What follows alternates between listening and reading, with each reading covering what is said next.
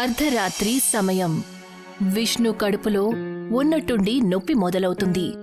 అతను మెడికల్ స్టోర్కి కాల్ చేస్తాడు. హలో, నేను విష్ణుని మాట్లాడుతున్నాను. నాకు కడుపులో చాలా నొప్పిగా ఉంది. ప్లీజ్ మందులు పంపించండి. అడ్రస్ నోట్ చేసుకోండి. విష్ణు మెడికల్ స్టోర్ అతనికి తన అడ్రస్ చెప్తాడు. నొప్పి కారణంగా చాలా కంగారుగా ఉంటాడు. దానివల్ల తను కాసేపు సోఫాలో కూర్చుంటాడు, కాసేపు గదిలో వాక్ చేస్తూ ఉంటాడు. ఇవాళ నాకు ప్రాణం పోయేలా ఉంది. ఈ కడుపు నొప్పి, దేవుడా, నేను తట్టుకోలేకపోతున్నాను. ఇవాళ తగ్గితే రేపటి నుంచి బయట తినటం మానేస్తాను. గడుస్తున్న ప్రతి క్షణంతో పాటు విష్ణు కడుపు నొప్పి మరింత ఎక్కువవుతుంది. ఆ కారణంగా తను నొప్పితో అరవటం మొదలు పెడతాడు. అబ్బా, చచ్చాను దేవుడా, భగవంతుడా, దీనికంటే నన్ను చంపేయడమే మంచిది. విష్ణు ఇంటివైపు సైకిల్ మీద ఒక వ్యక్తి రావడం కనిపిస్తాడు. చీకటిగా ఉన్న కారణంగా అతని మొహమైతే కనిపించడం లేదు. కానీ తన బట్టల్ని బట్టి అతను మెడికల్ స్టోర్లో పనిచేసే అతనని తెలుస్తుంది. మందులు ఇవ్వడం కోసం వచ్చుంటాడు. కిటికీలో నుంచి అతను రావడం చూసి విష్ణు తన ఇంటి తలుపు తెరుస్తాడు. బాబు, త్వరగా రా, నా నొప్పి చాలా ఎక్కువ అవుతుంది. ఆ వ్యక్తి తన సైకిల్ని ఇంటి బయట ఆపుతాడు. సైకిల్ని పార్క్ చేయడం కోసం పార్కింగ్ ఏరియా వైపు వెళ్తాడు. సైకిల్ అక్కడే పెట్టొచ్చు కదా, త్వరగా వచ్చి మందులు ఇవ్వు. ఆ వ్యక్తి ఏమీ మాట్లాడకుండా సైకిల్ని కింద పడేస్తాడు. ఆ తర్వాత ఇంటి మెయిన్ డోర్ దగ్గరికి వెళ్తాడు. విష్ణు ఒక గ్లాసులో నీళ్లు తీసుకుని కూర్చుంటాడు.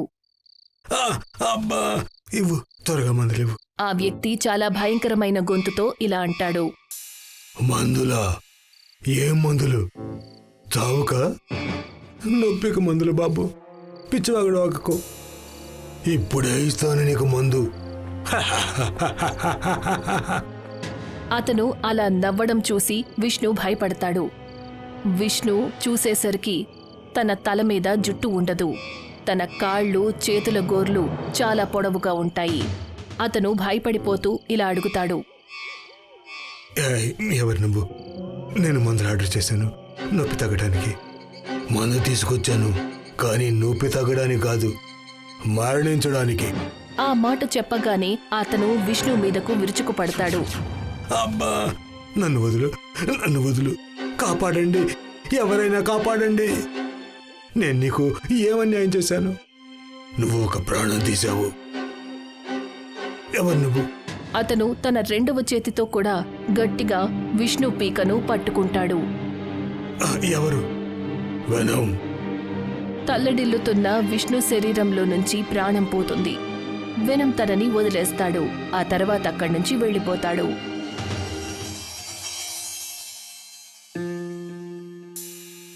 చూడండి మేడం, మేము తెలుసుకోవడానికి ప్రయత్నం చేస్తున్నాం. ఈ విషయం మీడియాకు లీక్ అయిందంటే మీ కంపెనీకి చాలా నష్టం కలుగుతుంది. ఎందుకంటే ఏ వ్యక్తి అయితే ఇంట్లోకొచ్చాడో అతను మా కంపెనీ డ్రెస్ వేసుకున్నాడు, అందుకనా? అవును, ఇదంతా సీసీటీవీలో రికార్డ్ అయింది. అలాగే నిన్న మీ పార్ట్నర్ విష్ణు మీ మెడికల్ స్టోర్కి ఫోన్ చేసి మందులు ఆర్డర్ చేశారు. ఇన్స్పెక్టర్ బిల్డింగ్ వాచ్మ్యాన్ని గట్టిగా పిలుస్తారు.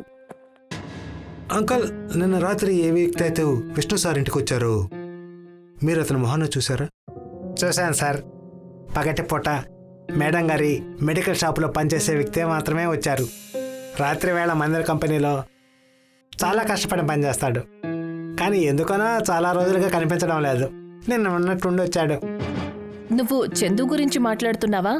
అదే సన్నగా పొడవుగా ఉంటాడు, నా దగ్గర పనిచేస్తాడు డే నైట్, అతనా? అవును మ్యామ్, పేరు గుర్తొచ్చింది. అతను చందునే. నేను నిన్న రాత్రి అతను పిలిచాను కూడా, కానీ వినిపించుకోలేదు. హడావిడిలో ఉన్నాడేమనుకున్నాను. ఆ తర్వాత నేను కూడా నా పని కోసం మేడ మీదకి వెళ్ళిపోయాను. తిరిగి వచ్చి చూసేసరికి అతను వెళ్ళిపోయాడు. ఆ తర్వాత ఇదంతా. విమల ఇన్స్పెక్టర్ని పక్కకు తీసుకువెళ్తుంది. ఇదెలా సాధ్యమవుతుంది? ఏ వ్యక్తి గురించైతే ఇప్పుడు వాచ్మ్యాన్ చెప్తున్నాడో అతను ఏంటి? అతను చనిపోయాడు. మర్చిపోయారా? ఆ రోజు నువ్వు మత్తులో ఉన్నప్పుడు అతన్ని తీసుకుని ఫామ్ హౌస్కొచ్చావు. ఏమంటున్నారు? నాకు అసలేమీ గుర్తులేదు. బహుశా నీ జ్ఞాపక శక్తి బలహీనపడినట్టుంది. నేను గుర్తు చేస్తాను. చందు మందుల కంపెనీలో మందులను ప్యాక్ చేస్తూ ఉంటాడు. తను చూసేసరికి అక్కడ మందులతో పాటు డ్రగ్స్ని కూడా ప్యాక్ చేస్తూ ఉంటారు. మీరు చేసే చాలా తప్పు మేడం. మీరు ఆడమనిషి అయ్యండి పిల్లల ప్రాణాలతో ఆటలాడుతున్నారు. నీ నోరు మూసుకో. చెప్పిన పని చెయ్యి. దానికి నీకు డబ్బులిస్తున్నాం కదా. ఇక ఈ నోరు ఊరికే ఉండదు మేడం. చందు విమల గురించి కంప్లైంట్ ఇవ్వడం కోసం స్టేషన్కి వెళ్తాడు. జరిగినదంతా ఇన్స్పెక్టర్కి చెప్తాడు. అజిత్ విమలాకి కాల్ చేస్తాడు. వాళ్ళిద్దరూ మాట్లాడుతూ నవ్వుకుంటూ ఉంటారు. నువ్వు నాకు సరైన ఇన్ఫర్మేషన్ ఇచ్చావు చందు. పద వెళ్ళి తన కంపెనీ ఇంకా ఫామ్ హౌస్ మీద రైడ్ చేద్దాం. ఇన్స్పెక్టర్ అజిత్ చందుని తీసుకుని విమల ఫామ్ హౌస్కి వెళ్తాడు. అక్కడికి చేరుకున్న తర్వాత ఇన్స్పెక్టర్ విమలాతో కలిసి మందు తాగుతాడు. అక్కడ విమల బిజినెస్ పార్ట్నర్ విష్ణు కూడా ఉంటాడు. ఏంటి చందు, షాక్ తగిలిందా? నీతో పాటు వచ్చిన ఇన్స్పెక్టర్ కూడా మాతో కలిసిపోయాడు. ఇప్పుడేం చేస్తావు బాబు? నేను పై వరకు వెళ్తాను, కానీ మిమ్మల్ని మాత్రం వదిలిపెట్టేదే లేదు. నువ్వు ఖచ్చితంగా పైకి వెళ్తావు, కానీ అక్కడ్నుంచి ఎప్పటికీ తిరిగి రావు. ఈ డ్రగ్స్ ని మేము దేంతో తయారు చేస్తున్నామో తెలుసా? వెనంతో. ఆ వెనం అక్కడ గోతిలో ఉన్న పాములు ఇంకా తేళ్ల నుంచి తీయడం జరుగుతుంది. ఏ వెనంనైతే నువ్వు ఎక్స్పోజ్ చేయాలనుకుంటున్నావో అదే వెనం ఇప్పుడు నిన్ను ఎక్స్పైర్ చేస్తుంది. విమల ఇంకా విష్ణు చందుని తీసుకుని ఫామ్ హౌస్ నుంచి బయటికి వస్తారు. అక్కడ ఒక గొయ్యి తవ్వి ఉంటుంది. ఆ గోతి లోపల బోలెడన్ని పాములుంటాయి. విష్ణు చందుని చాలా గట్టిగా తోస్తుంది. ఆ కారణంగా చందు పాములు తేళ్లతో ఉన్న గోతిలో పడిపోతాడు. అవి అతన్ని కొరుకుతాయి. వాటి విషం వల్ల, అంటే వెనం వల్ల తను చనిపోతాడు. నీకిప్పుడంతా గుర్తొచ్చుంటుంది కదా? అది తనే అయితే తను మనలో ఎవ్వరిని వదిలిపెట్టడు. ఏం మాట్లాడుతున్నావు నువ్వు?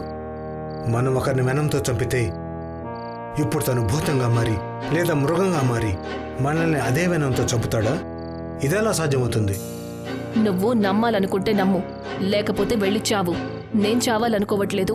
అందుకని నేనిక మీదట దీనికి విరుగుడిని నాతోనే పెట్టుకుంటాను. నీకు కావాలా? మీ ఆడవాళ్ళు ఒట్టి పిరికివాళ్ళు. నాకు ఏమీ విరుగుడు అవసరం లేదు. ఇన్స్పెక్టర్ కోపంగా అక్కడ్నుంచి వెళ్ళిపోతాడు. నువ్వు చాలా బాధపడతావు. చూస్తూ ఉండు. మరుసటి రోజు ఇన్స్పెక్టర్ ఇంకా విమల ఇద్దరూ ఫామ్ హౌస్ దగ్గరున్న గోతిలోకి తొంగి చూస్తారు. చందు బాడీ ఆ గోతిలో ఎక్కడైనా ఇంకా ఉందా, లేక పాములు తేళ్లు దాన్ని తినేశాయా అని చూడ్డానికి. అప్పుడే గోతి లోపల నుంచి వెనం బయటికి వస్తాడు. దానివల్ల ఇద్దరూ భయపడి, ప్లీజ్ నువ్వెవరైనా సరే నన్ను మాత్రం చంపొద్దు. వెనం తన చేతిని ముందుకు చాచుతాడు. తన గోర్లు పొడవవుతాయి. అప్పుడే ఇన్స్పెక్టర్ తన గన్ని తీసి తనని షూట్ చేస్తాడు. కాని బుల్లెట్లు తన మీద ప్రభావం చూపలేవు. వెనం బుల్లెట్లకు చావడు. నీకెలా తెలుసు మేమిక్కడున్నామని?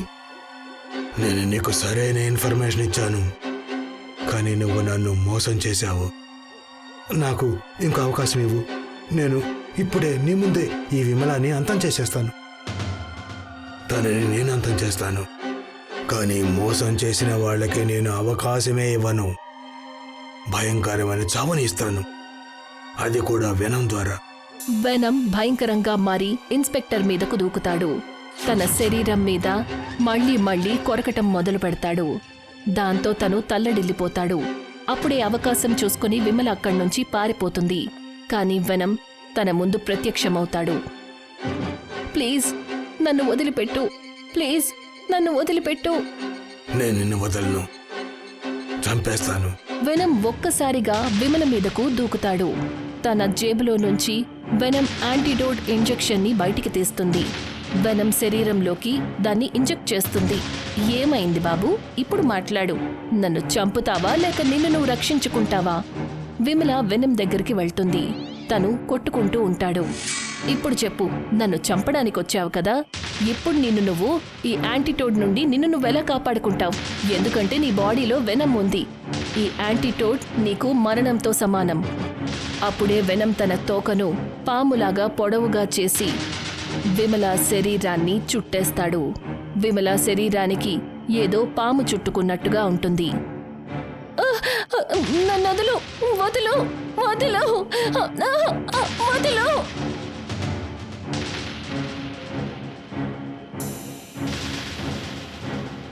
ఏ వెనంతో నువ్వు ఇంతవరకు అందరి ప్రాణాలతో ఆడుకుంటూ వచ్చావో, దేంతో అయితే నా ప్రాణాలు తీసావో, ఇవాళ అదే వెనం నిన్ను కూడా అంతం చేస్తుంది. వద్దు, ప్లీజ్ నన్ను కిందకు దించు. సరిగ్గా చెప్పావు. నేను నిన్ను కింద గోతిలోకి దించుతాను. నువ్వు కింద నుంచి తిన్నగా పైకి వెళ్ళిపోతావు. అక్కడి నుంచి నువ్వు ఎప్పటికీ తిరిగి రాలేవు, నాలాగా. వెనం గోతిలోకి దూకిన వెంటనే తన తోకతో చుట్టి ఉన్న విమల శరీరాన్ని పాములు, తేళ్లు చాలాసార్లు కొడతాయి. దాంతో తను అక్కడే చనిపోతుంది. ఇక్కడ పోలీస్ ఎంక్వైరీలో తెలుస్తుంది అందరూ కూడా వెనం వల్ల మరణించారు అని. ఇక విమల డ్రగ్స్ తయారు చేసే కంపెనీని సీజ్ చేస్తారు.